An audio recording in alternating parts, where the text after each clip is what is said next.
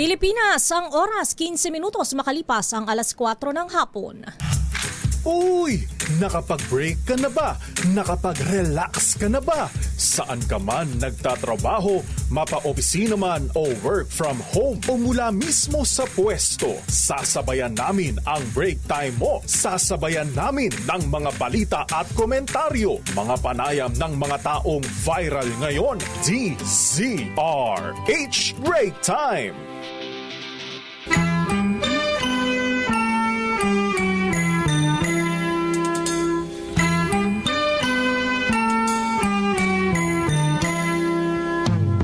See the curtains hanging in the window in the evening on a Friday night. Ayun, Friday na naman. Thank God it's Friday. Thank God it's hot Yeah. Friday. It's a hot Friday. Pero parang mas mababa yung temperatura ngayon kaysa ng mga nakaraan. Hindi ko na maramdaman actually. Halos pare-pareho eh. Halos pantay-pantay na. Ang inasa ngayon sa Dagupan, 45. Okay. Pero malalaman pa natin yan mga 5 o'clock ng yung mga hapon. feels niya, no, yung init factor. Yung parang init mga feels like.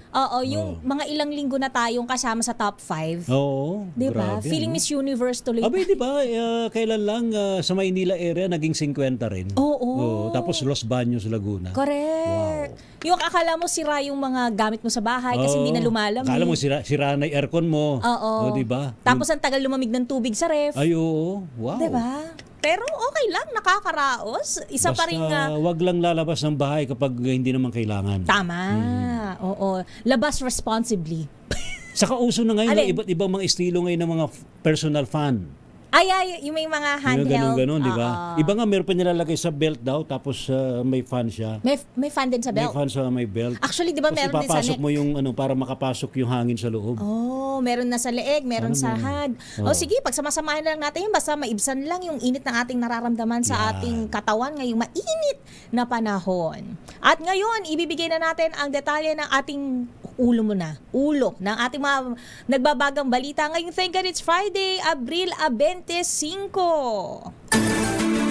Higit kumulang, ito na naman, init ng ulo nga yung pinag-uusapan, maiinitan na naman pala yung ulo ng ating mga motorista dahil higit kumulang na pisong taas presyo sa petrolyo ang aasahan sa susunod na linggo. Samantala naman, 20 pesos per kilong bigas tiniyak na ligtas. Kainin daw po ng tao ayon sa NFA. Pakikialam ng China sa midterm election sa Pilipinas, pinaimbestigahan ng Malacanang. Batas na nagbabawal sa chemical weapon sa Pilipinas nilagdaan ni Pangulong BBM. PNP todo bantay sa Cagayan at Abra sa election-related violence at banta kay DZRH reporter Romy Gonzales tinututukan. Nag-viral na principal sa Antique na nagpahubad ng toga sa mga estudyanteng nag-graduate doon sinibak sa pwesto. Nakakalungkot na balita dahil 3 magkakapatid na bata natusta ng masunog ang kanilang bahay sa Bulacan. Taob, taktak, tuyo, takip, campaign kontra lamok. Akala ko ano ito, tak-tak tuyo, takip. Nagpababa daw po sa dengue cases ayon sa DOH. Very good naman. Libing kay Santo Papa Francisco, kasado na bukas, seguridad, todo higpit sa buong Vatican. Pope Jeep na sinakyan noong 2015 ni Pope Francis nang siya bumisita sa Pilipinas, inilibot sa mga simbahan. At kami po ang inyong mga tagapagbalita. Ako po si Thea Pecho Corpuz. Ito po si Ray Sibayan. Sa ngalan pa rin po nila kay Mayor Deo Macalma para po sa DZRH, una sa Pilipinas. Una sa Pilipino. Kayo'y nakatutok pa rin sa break time at abiso po sa lahat ng mga motorista na mumuro na naman ang taas presyo sa mga produktong petrolyo sa susunod na linggo. Ayon kay Assistant Director Rodela Romero ng GOE Oil Industry Management Bureau, posible ang 80 sentimos hanggang piso 40 na pagtaas sa kada litro ng gasolina, habang hanggang 40 sentimos hanggang piso naman sa kada litro ng diesel at 50 sentimos hanggang 70 sentimos sa kada litro ng kerosene. Sinabi ni Romero na ito ay sanhi ng panibagong sanksyon ng Amerika sa Iran na nagpahigpit sa pandaigdigang supply. Gayon din ang mas matindi kaysa inaasahang pagbagsak ng inventaryo ng krudo sa Estados Unidos. Bawi-bawi Bawian tayo. Bawi-bawi, di ba? Yung tres na ni-roll back. Wala na, halos bawi na. Oo. Iginit po ng National Food Authority na ligtas kainin ng taong bigas na ibebenta sa halagang 20 pesos per kilo sa Visayas Region. Ito bang tiniyak ni NFA Administrator Larry Lacson kasunod po ng banat ni Vice President Sara Duterte. Ayon po sa pangalawang Pangulo, pinapaasa lamang daw ng administrasyon ng mga Pilipino gayong ang bigas na 20 pesos per kilo ang halaga ay maaaring hindi na raw ligtas kainin ng tao at para na lamang daw sa mga hayop. Kaugnay po nito'y ginaransya naman ni Lacson na fit for human consumption pa rin ang bigas na kanilang ibinebenta.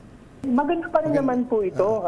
Yun nga, katulad ng nababanggit ko sa inyo, ito po ay regular on a monthly basis. Chine-check po iyan, tinetest, inaamoy, at lahat po ng parameters nila.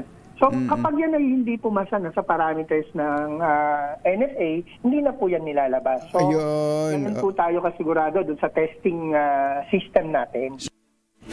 Iyan po mga kaibigan si NFA Administrator Larry Lacson.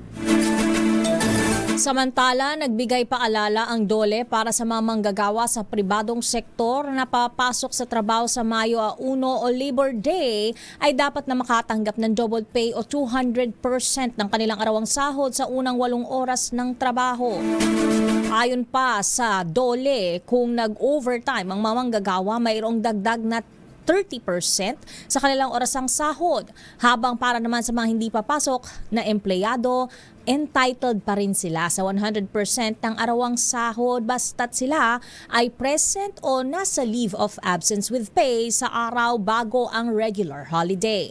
Kung rest day o day off ang araw bago ang Mayo 1, makatatanggap pa rin ng holiday pay basta't present sila o may paid leave sa huling working day bago ang holiday. Sakali namang papasok sa Mayo 1 na nataong rest day, may karagdagang 30% sa basic wage para sa unang 8 oras at dagdag na 30% pa sa orasang sahod kung lagpas sa 8 oras ang trabaho.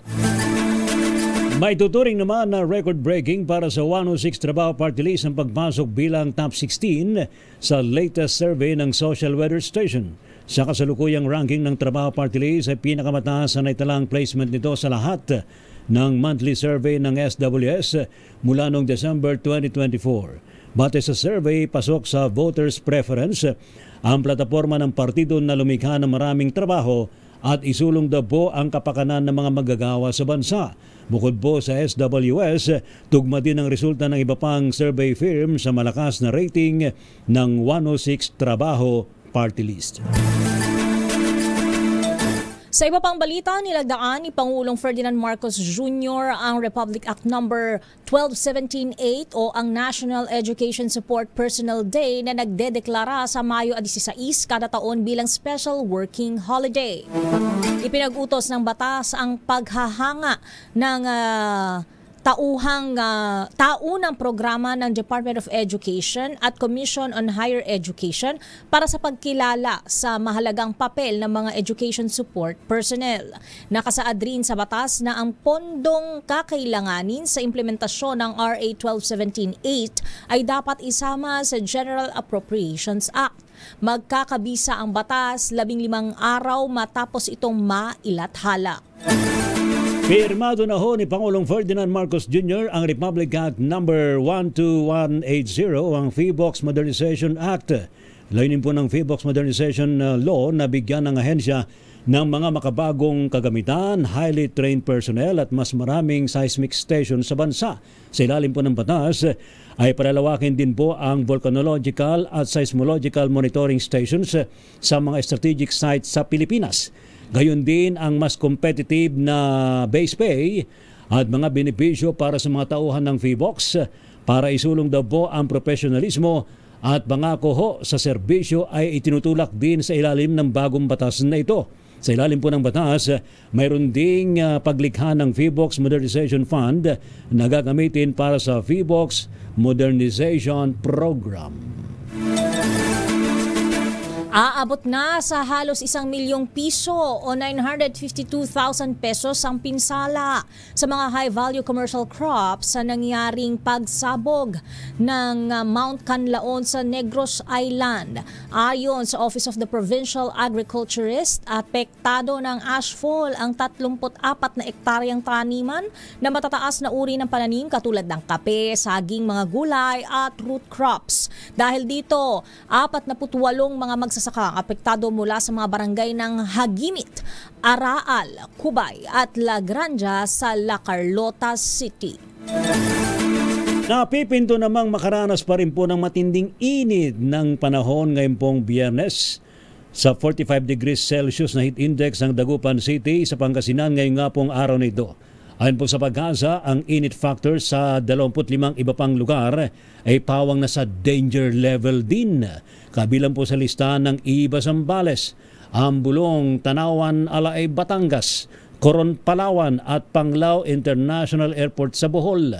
Ang heat index sa mga nabanggit na lugar ay posibleng pumalo ng hanggang sa 44 degrees Celsius. Samantalang temperatura naman sa 21 iba pang lugar ay maaaring may tala ng mula 42 degrees hanggang 43 degrees Celsius.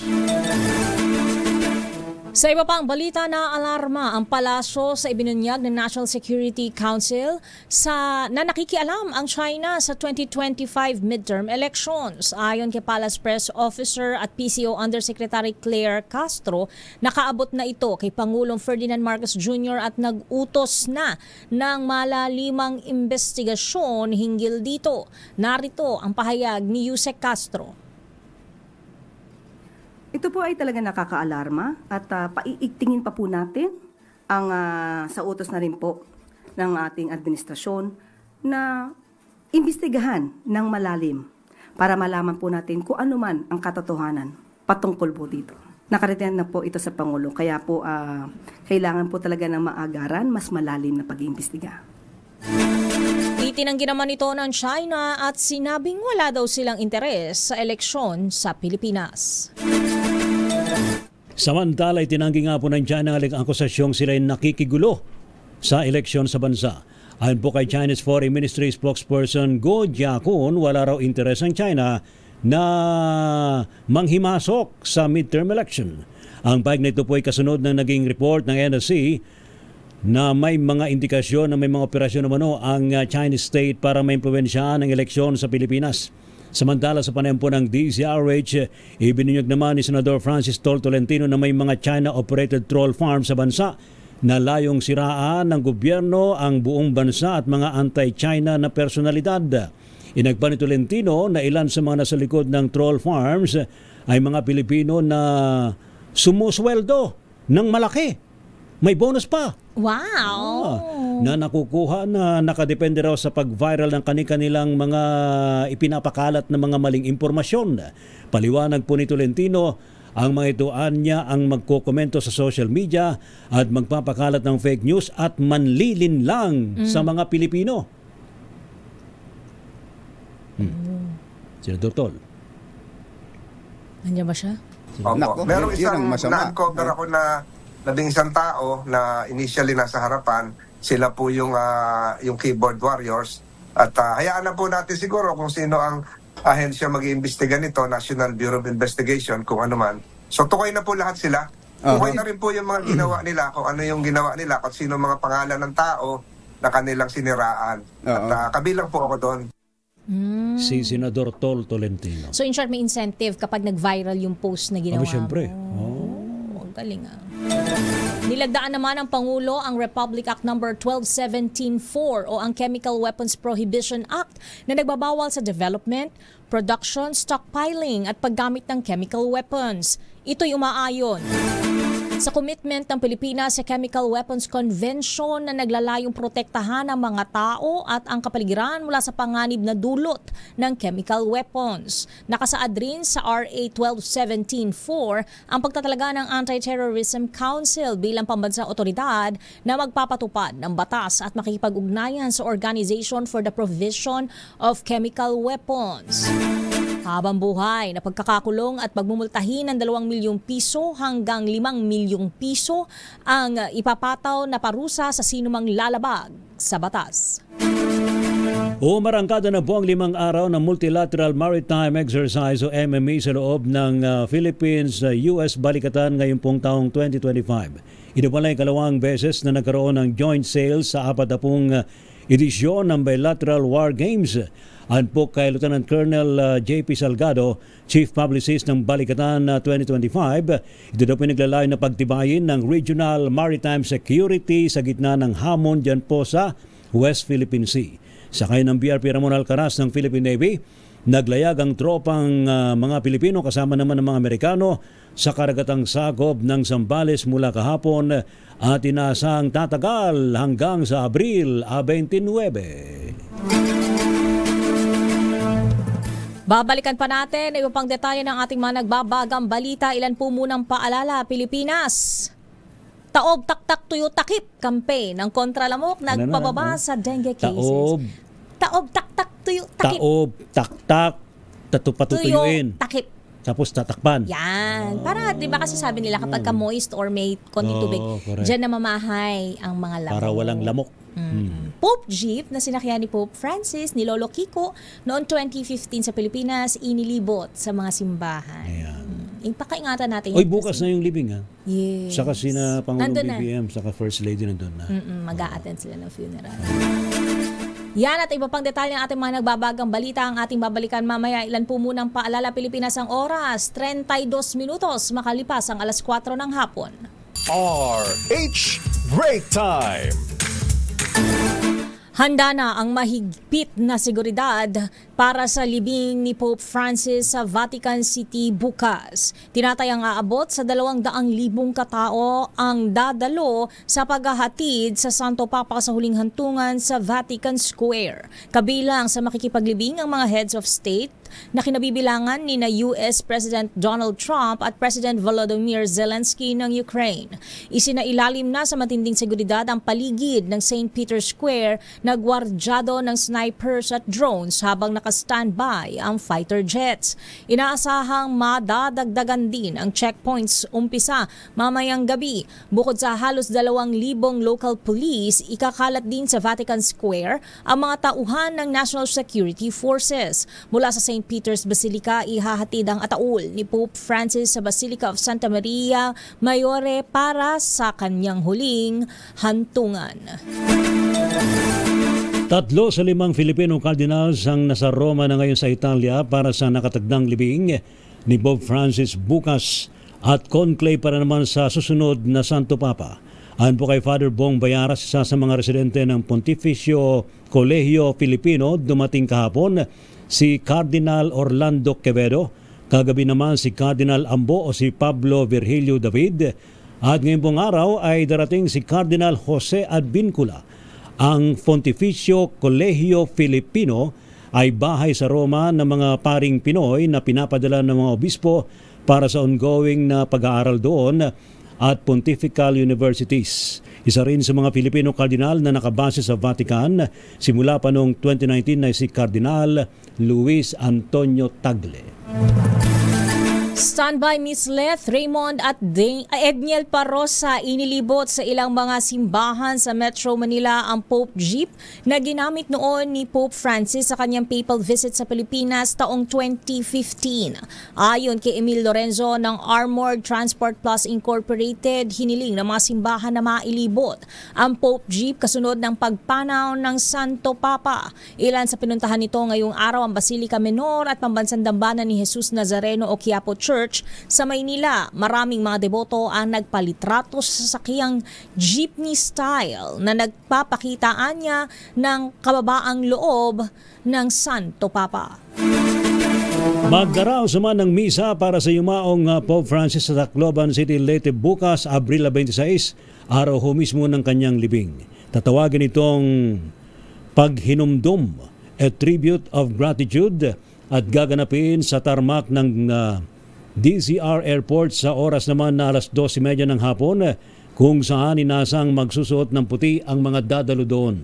Magugunitang noong January 2015, Bumisita si Pope Francis sa Tacloban matapos umanalasa noon ang Super Typhoon Yolanda noong taong 2013. Dahil po dito'y nais ng mga residente ng Tacloban na magtipon-tipon para magluksa at magbigay ng pasasalamat sa Santo Papa.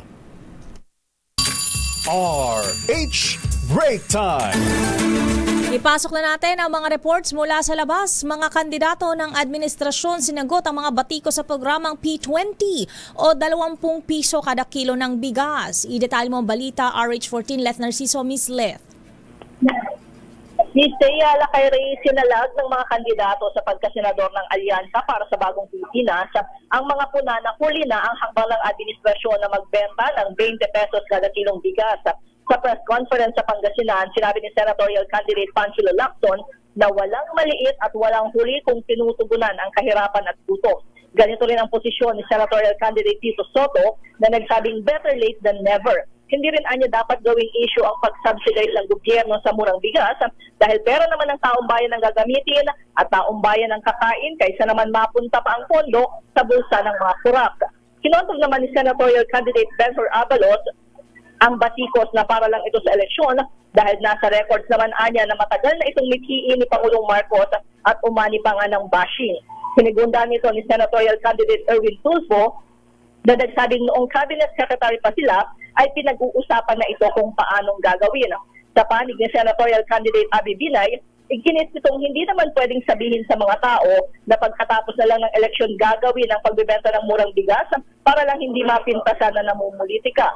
Binigyan din ito na kung kailangan na ng mga tao, dapat ibigay na ngayon dahil iyon ang trabaho ng gobyerno. Ito si Leth Narciso para sa DZRH. Una sa Pilipinas, una sa Pilipino. Thank you. Salamat, Led. Samantala naman, mga robes na gagamitin ng mga senador sa impeachment, nakahanda na. Report mula kay RH28, Lakay Raymond at Paz. Lakay Raymond.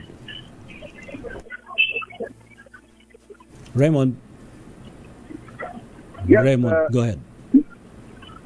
Nakahanda na ang mga robes na gagamitin ng mga senador judges sa impeachment trial kay Vice President Sara Duterte. Ayon kay Senate Secretary Attorney Renato Bantog, napahina ang lahat ng mga robes at dalawa na lamang ang hinihintay nilang mapilitin sa Senado.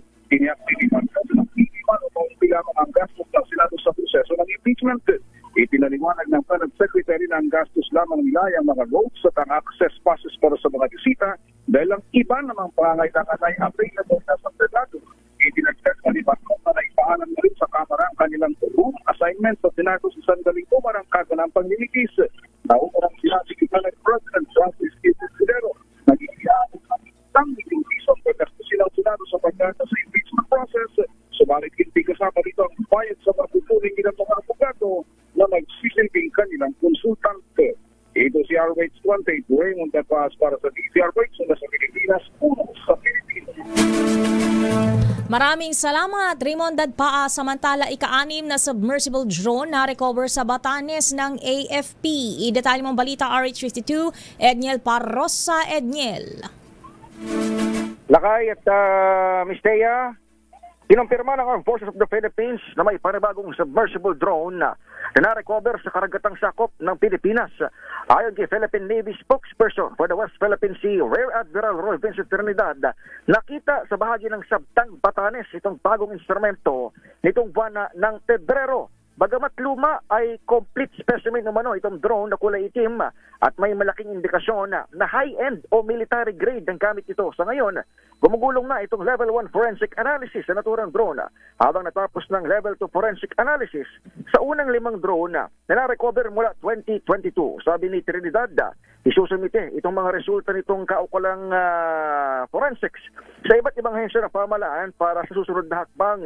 Magugunit ang patay sa paunang pagsiyasat, may 55 to 80% chance na galing at patungo sa China ang mga nakuhang mga underwater device na nagpasa na di umano ng mga impormasyon sa Beijing. Samantala, sinabi ni Trinidad na posibleng nakalabas na rin ang teritoryo ng bansa itong Chinese aircraft carrier na unang naispatan nitong April 22, jam din sa bahaging yan ng Babuyan Island. Pero hanggang sa lumisan itong mga ito, maging iba pang nakitang Chinese vessel sa Northern Luzon, ay hindi sila tumugon sa mga radio challenge. Ito sa Edniel Parrosa, nag-uulat para sa DZRH. Una sa Pilipinas, una sa Pilipino. Thank you. Salamat, Edniel. Samantala, Infinitus Marketing Solutions na manoy nagsisilbing keyboard warriors ng China sa pagpapakalat ng disinformation o fake news. Dapat daw kasuhan ng treason. Ibalita mo nga yan, RH12, Milky Rigunan. Milky. Rhea Tea, dapat agad na sampahan ng kasong kriminal ng Department of Justice ang mga nasa likod ng Infinitus Marketing Solutions na nakabase sa Makati City. Ginawa ni Representative Rufus Rodriguez ng Cagayan de Oro ang apela sa DOJ matapos lumabas sa hearing ng Senate Special Maritime Committee na pinamumunuan ni Senator Francis Tolentino ng naturang kumpanya ay nagsisilbing keyboard warriors ng China. Lumabas sa Senate hearing ang papel ng naturang kumpanya ay magpakalat ng disinformation para sa mga narrative pabor sa China sa harap ng issue sa West Philippine Sea. Ayon kay Rodriguez na isang abogado, dapat sampahan na ng DOJ at ng National Bureau of Investigation ng kasong treason o pagtataksil sa bayan ang mga opisyal ng Infinitus Marketing Solutions.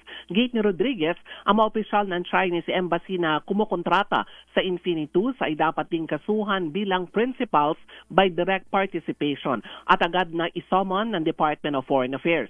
Sa Senate hearing, sinabi ni Senator Tolentino may direktang ugnayan umano ang Chinese Embassy sa Infinitus bilang kanilang troll farms. Bukod pa dito ang sinabi ni Assistant Director General Jonathan Malaya ng National Security Council, may mga nakita silang mga indicator na pinupondohan ng China ng ilang mga kandidato sa darating na May 12 midterm elections. Ako si Milky Rigunan, nagulat para sa DCRH, una sa Pilipinas, una sa Pilipino. Maraming salamat Manang Milky. Standby, Boy Gonzales, Noche Cacas, Grace Sansano at Val Gonzales. Hitik na hitik pa rin tayo ng ating mga nagbabagang balita mula sa labas. Ilan po muna muling paalala, 9 na minutos bago ang alas 5 ng hapon. Kayo nakatutok pa rin sa Break Time. Break Time! Kayo nakatutok pa rin sa Break Time. Paalala ng Korte Suprema laban sa mga peking court order suportado ng Anti-Crime Group. Idetalye mo ang balita RH29, Batang-Batang Boy Gonzales. Boy! At Rhea, suportado ng mga anti-crime advocate ng paala sa publiko ni Supreme Court at Justice Alejandro Escudero na mag-ingat naglalabasan para sa peking court order ating pang-umari opisyal na sa korte upang maging biktima ng extortion sa meeting ang liham sa korte. Sinamon ni Bison ang Secretary General ng Coalition Against Corruption at Sinisap na movement or face na ang paalala ng punong estado na inilabas ito Mercury sa Media Summit 2025 at mag-isintay at kapakita na sa akin ay kapakanan ng publiko sa ilalim ng Liberal ni CJ Desmundo. So, ito bilanggit din ni Dison ng insidente sa London City sa yatbang ng Teka boy, wala na ako naintindihan. Pwedeng papihit ka ng bahagya lang. To the left. Ayan. Proceed. Naku, naputol pa. Naku, babalikan na lang natin. Hindi ko na naintindihan kasi naging robotic na eh. Balikan natin si Boy G. Garalgal yung signal. Samantala naman, standby Boy, babalikan ka namin. Samantala, holder daw po ng Chinese passport na nagpapanggap na Pilipino, inaresto sa joint operation ng Immigration, AFP at ng NBI sa isang hotel sa Pasig. Ibalito mo nga yan, Noche Cacas, Noche. Lakay Ray at Miss Taya nakatakdang i-deport ng Bureau of Immigration ang pabalik ng China ang isang Chinese na nagpapanggap na Pilipino na naaresto sa isang hotel sa Ortigas sa lungsod ng Pasig. Kasama ng BI sa operasyon ng AFP at NBI sa pag-aresto sa Chinese national na si Lu Changku, 42 anyos. Nagugat ang pag-aresto ng makatanggap mula sa intelligence ng AFP na si Lu Umano ay nagpakilalang Filipino citizen sa iba't ibang transactions nito. Gumagamit umano si Lu ng Philippine passport, Philippine driver's license, at napag-alaman rin na nagmay-ari umano ito ng financial holdings company na may 47 subsidiaries at 97 real estate properties sa kabila ng holder umano ito ng Chinese passport. Ayon sa BI, ang sinumang yan nagpapanggap bilang Pilipino para makalusot sa mga batas ay may pananagutan, lalo na sa illegal na gawain. Arit sa 27, Notikakas DZRH, una sa Pilipinas, una sa Pilipino. Salamat, Noche Kakas. Balikan natin muli si Boy Gonzales. Ukol pa rin sa paalala ng Korte Suprema laban sa mga Peking Court Orders. Idetalye mo ulit, Boy G. Boy? Kaya, suportado ng anti-crime advocate ang paalala sa publiko ng Supreme Court Chief Justice Alexander Bismundo na mag-ingat sa mga naglalabasan na kumakalat na Peking Court Orders at iba pang mga umano'y opisyal na kautusan mula sa mga korte upang makaiwas maging biktima ng extortion. Sa isinimiting liham sa Supreme Court, sinabi ni Mona Lisa Dizon, ang Secretary General ng Coalition Against Corruption at kilusang pagbabago National Movement for Change, na ang paalala ng punong mesrado na inilabas ito Miyerkules sa Media Summit 2025 sa Baguio City ay pagpapakita ng patuloy na pagmalasakit umano ng SC sa integridad ng hudikatura at kapakanan ng publiko sa ilalim ng liderato ni CJ Quezmundo. Kaugnay ito, binanggit din ni Dizon ang insidente sa Olongapo City Prosecutor's Office kung saan inaprobahan ng DOJ ang paglilipat ng preliminary investigation sa kasong rape at serious illegal detention na isinampa laban sa isang Taiwanese investor noong February 13, 2025. Sa desisyon ni Prosecutor General Richard Anthony Padillon, inalis na ang investigasyon sa OCP Olongapo at ang kanyang tanggapan na ang magtutuloy ng investigasyon. Pinuri ni Dizon si Padillon at DOJ Secretary Boy Remulla sa kanilang utos kay Olongapo City Prosecutor Charlie Yap na simulan ang investigasyon sa mga piskal na sa Olongapo inireklamo na kampo ng akusado sa umano'y pagiging bias laban sa kanya. Kabilang sa iimbestigahan sina Deputy City Prosecutor Rian Niña. Ako, naputol naman. Boy. Hindi, may tumatawag dyan eh. Okay. Ayos na. Ayan, tuloy ko na lang. Tuloy! Kabilang sa iimbestigahan ay sina Deputy City Prosecutor Rian Niña Leonor Sususco at State Prosecutor Lilia Elizabeth Tinanay Escuso at iba pa. Ayon sa kampo ng respondent, may nangyari sa buwatan sa reklamo na ang layunin ay makapangikil umano ng milyones sa kanya at ilang personalidad sa Subic Freeport at Olongapo. Bagamat wala sa jurisdiction ng SC, ang piskalya ipinaalala ni Dizon kay Quezmundo na ang insidente sa Olongapo ay pagpapatunay na lumulubhang problema sa sistema ng hustisya sa bansa. Ito si Boy Gonzales para sa DZRH, una sa Pilipinas, una sa Pilipino. Thank you. Salamat, Boy G. Gonzales. Samantala, dumako po tayo sa report naman sa Central Luzon o sa Cagayan area. Ano po? Governor Mamba ng Cagayan nakalok daw po na 1 milyon sa sinumang makapagtuturo sa pumatay kay Rizal Mayor Ruma. Ibalito mo nga yan, RH25, Grace Ansano. Grace. Ray, nag-alok na si Governor Manuel Mamba ng Cagayan ng 1 milyong reward money para sa sino man makapagtuturo at makapagbibigay ng impormasyon para sa agarang pagkakadakip sa mga suspect sa pagbaril at pagpatay kay Rizal Mayor Attorney Joel Ruma. Ang hakbang na ito ng gobernador ay upang mabigyan ng hustisya ang pagkamatay na pinaniniwalaan nila na isang mahusay na leader sa lalawigan. Una nang kinondena ni Governor Mamba ang pagpatay kay Mayor Ruma at inihayag niya ito na walang puwang ang karahasan sa probinsya.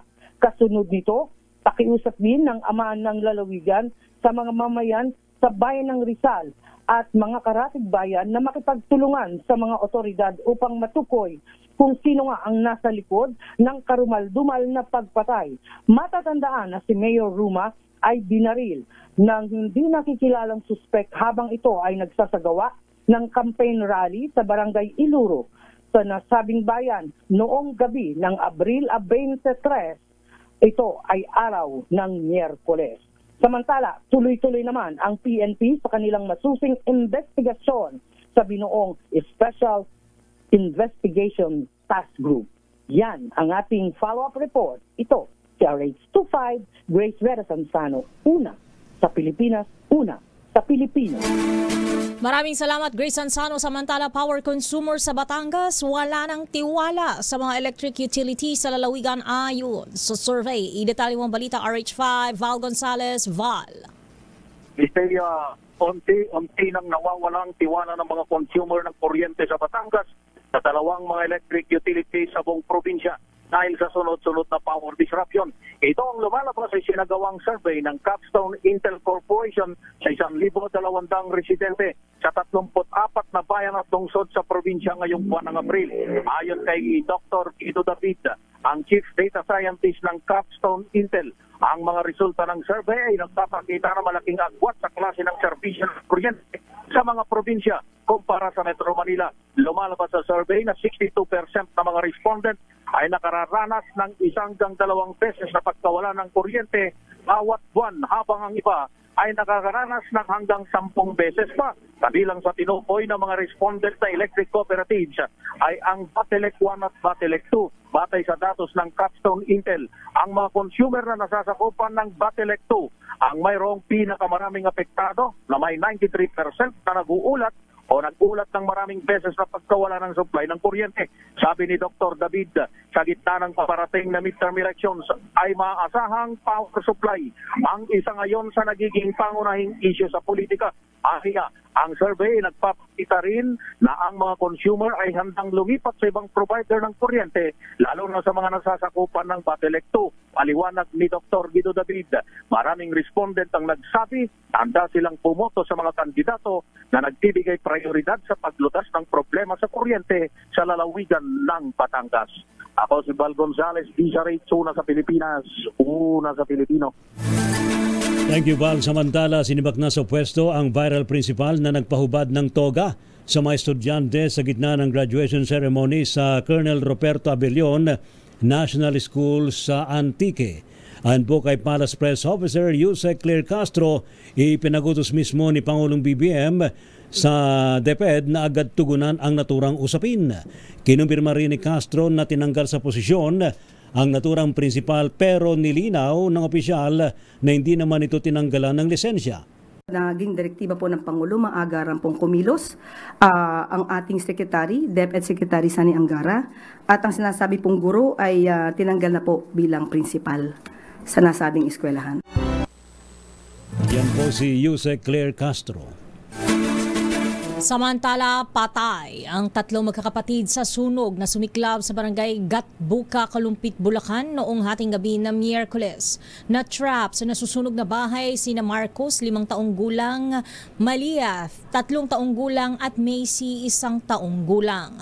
Ayon sa isang residente, nasa isang burol ang ina ng 3 bata nang sumiklab ang sunog, ngunit hindi na nakapasok ang nanay dahil napuno ng tao ang masikip na eskinita patungo sa kanilang bahay. Ayon kay Fire Officer 1 Patrick John Mandap, 2 bahay ang natupok ng apoy na naapula matapos ang kalahating oras.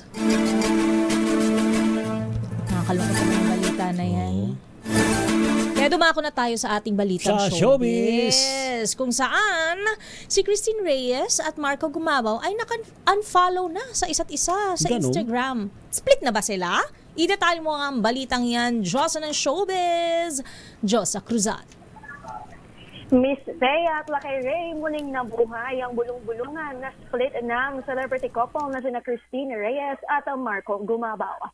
Napansin kasi ng netizens na naka-unfollow na sa isa't isa ang dalawa sa IG. Hindi na iwala siya ng latest post online tungkol sa kanila. Minsan na rin lumutang ang intrigang hiwalay na sila.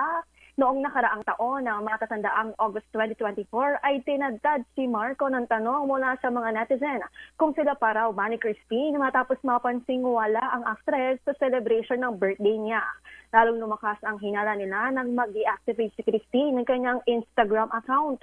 Hindi naman nagtagal na bumalik ang IG account ng celebrity mom at doon siya bumawing i-post ang ilang sweet photos nila ng boyfriend.